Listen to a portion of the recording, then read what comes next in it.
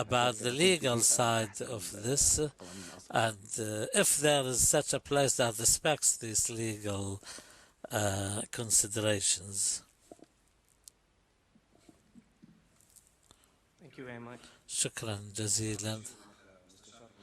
You are an advisor in armed conflict with the International Red Cross.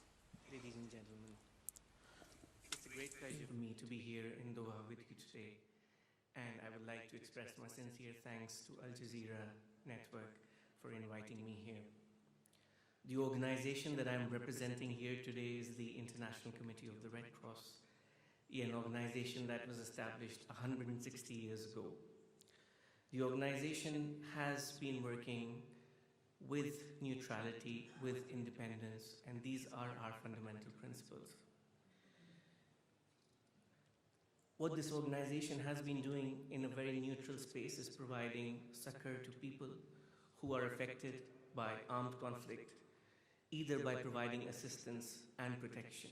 And all the stories that our friends from Al Jazeera told us today resonate with me and my colleagues who spent days at end on the front line working with affected communities.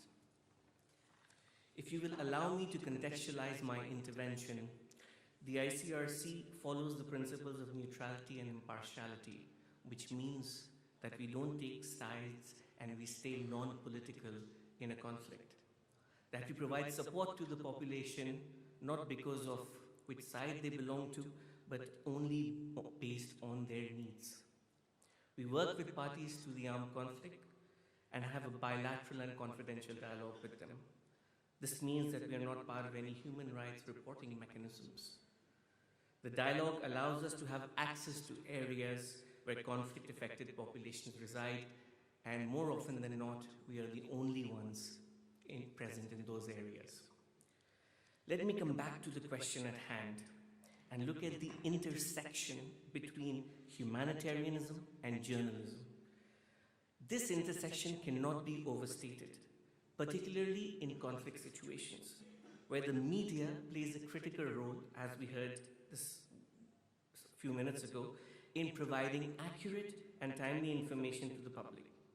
In some of the cases, this means risking personal danger and sacrifice.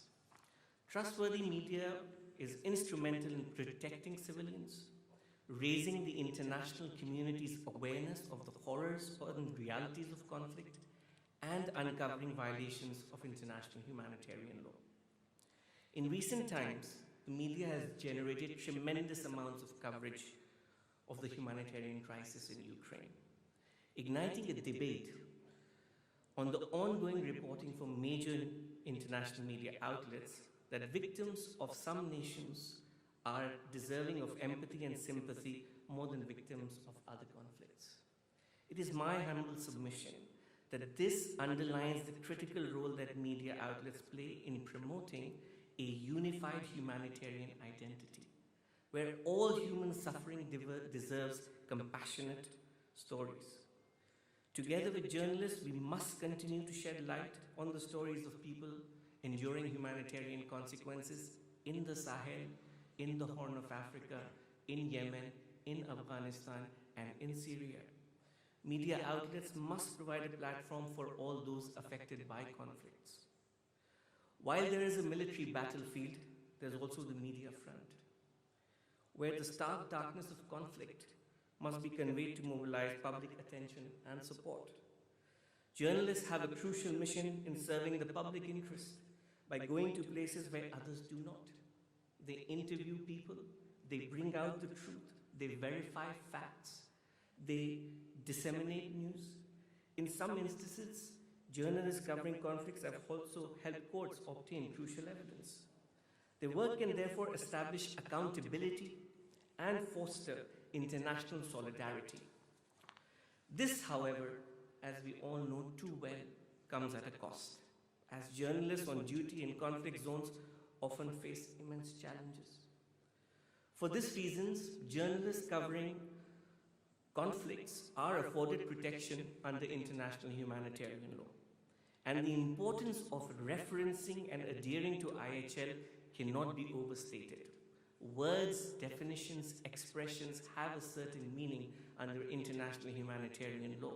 And when journalists use these words, they have an impact on the discourse in the international arena.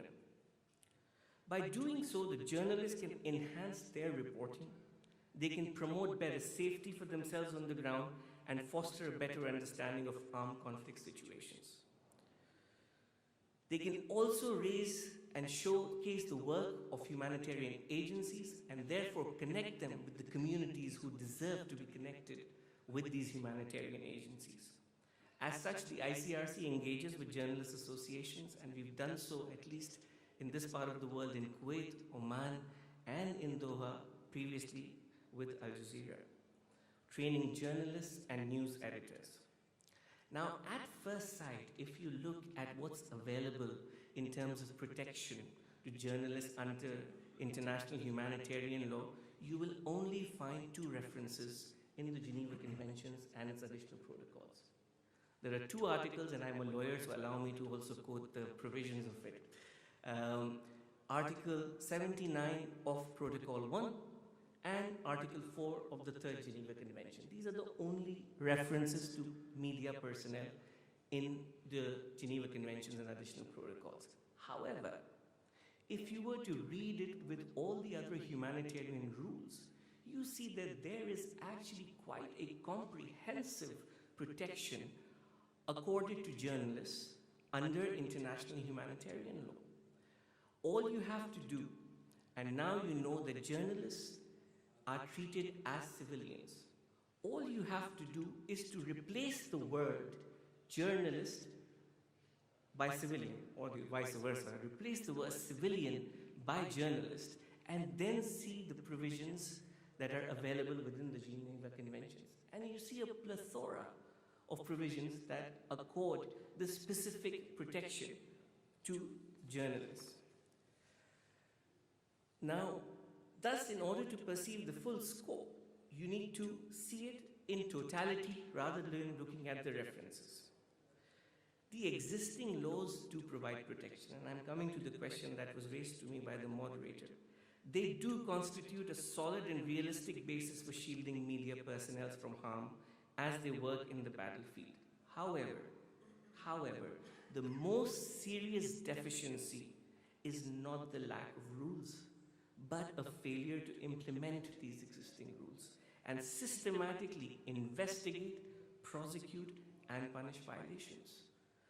The ICRC is trying as it can as a humanitarian organization, as a guardian of the IHL, to promote these rules to weapons bearers, to states who hold the responsibility of implementing the Geneva Convention, and to use them on the ground. It also, however, requires that states themselves hold those who violate these rules to account. And each party to an armed conflict, each party must respect and ensure respect for international humanitarian law. When reporting from war zones and other areas associated with armed violence, journalists can often be exposed to danger. This is not a new thing. The ICRC's media office can answer questions or call for assistance from media professionals, their families, co-workers, or the media organizations, if the media personnel are detained, missing, wounded, or unfortunately killed.